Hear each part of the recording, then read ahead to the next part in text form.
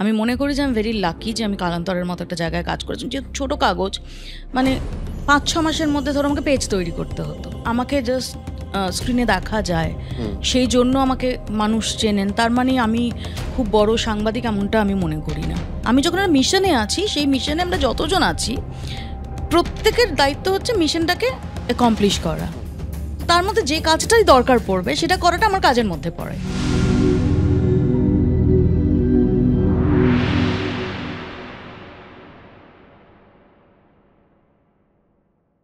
অনেকগুলো দিক কভার করেছো, অনেক মানুষকে কভার করেছো, স্পোর্টস কভার করেছো, পলিটিক্স কভার করেছো, আর বিভিন্ন সাবজেক্ট আমি কভার করতে দেখেছি।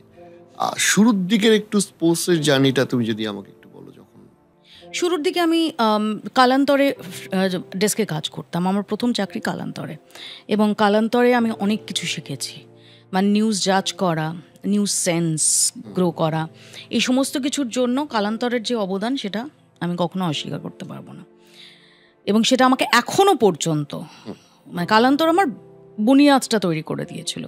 আমি মনে করি যে আমি ভেরি লাকি যে আমি কালান্তরের মতো একটা জায়গায় কাজ করেছি, যে ছোটো কাগজ, মানে 5-6 মাসের মধ্যে ধরো আমাকে পেজ তৈরি করতে হতো, ধরো কেউ আসেননি, আমি পেজ লেআউট করছি, আচ্ছা ঠিক আছে, তো ওই যে কাজের সব ধরনের কাজটা শিখে যাওয়া এবং আইডিয়াটা ক্লিয়ার হওয়া যে কোনটা খবর নয়, কোন খবরের কোন এইজটা দেওয়া দরকার, এইটা আমার কালান্তর থেকেই হচ্ছে আমার ওটার সূত্রপাত হয়েছে। আমার মনে হয় এই যে তুমি কথাটা বললে, এটা আমি জানি না সাংবাদিকতার ফিল্ডে কতটা প্রযোজ্য, কিন্তু এখন যারা নিউ জেনারেশন যারা চাকরি করতে আসছে ফ্রেশার্স হিসাবে, তাদের কাছে খুব দরকার। কারণ এখন একটা মাইন্ডসেট হয়ে গেছে যে আমি অফিসের তো এই কাজটা করতে এসেছি, তাহলে এর বাইরে আমি কেন করব।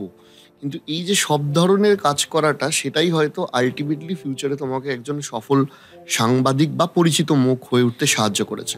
দেখো, আমি বলবো না যে সফল সাংবাদিক, মানে আমাকে জাস্ট স্ক্রিনে দেখা যায়, সেই জন্য আমাকে মানুষ চেনেন, তার মানে আমি খুব বড় সাংবাদিক এমনটা আমি মনে করি না।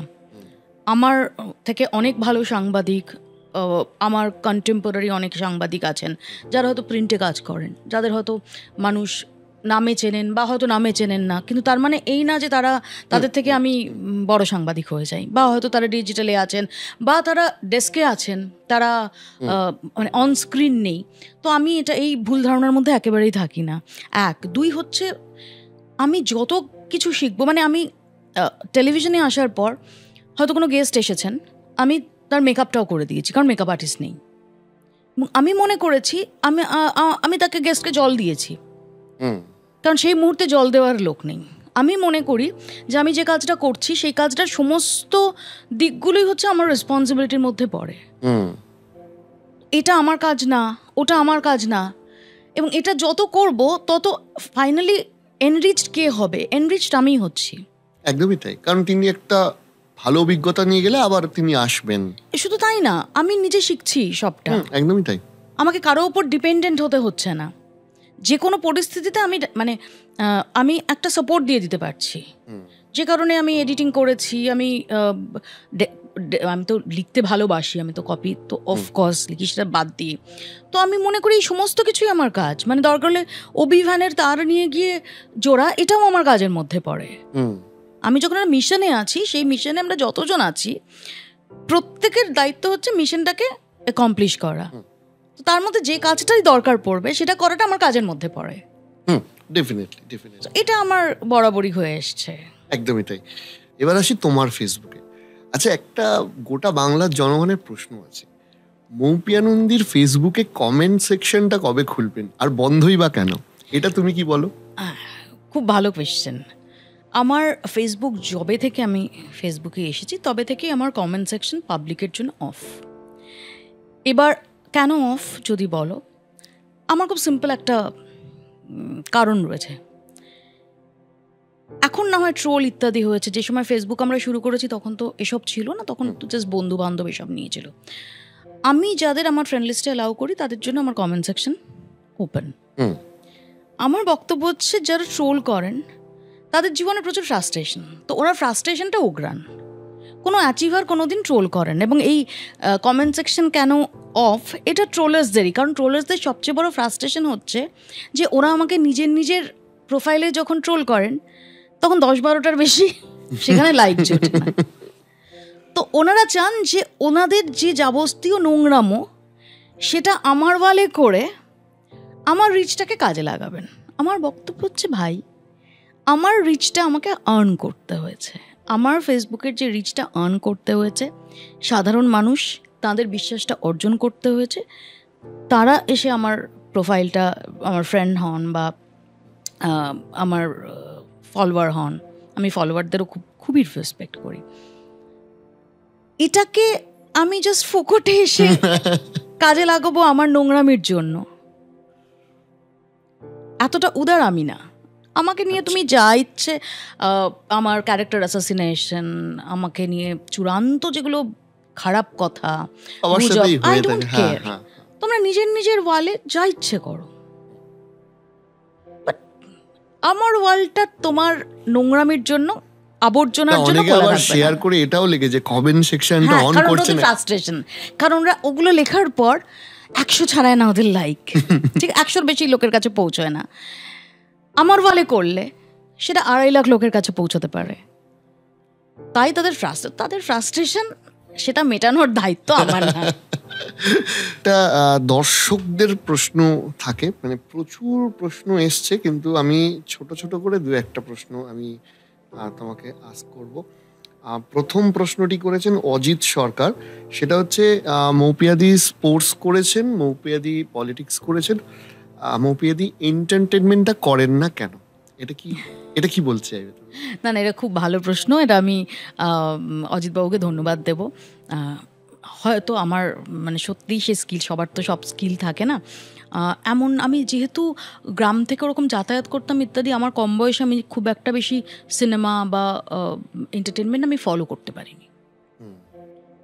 আমি মানে তখন এত বেশি সময় আমার যাতায়াতে যেত, এবং এই নিউজে, সাধারণ নিউজ, জেনারেল নিউজ এবং স্পোর্টসে যেত, আমি এন্টারটেনমেন্টে কোনোদিনই ফোকাস করতে পারিনি।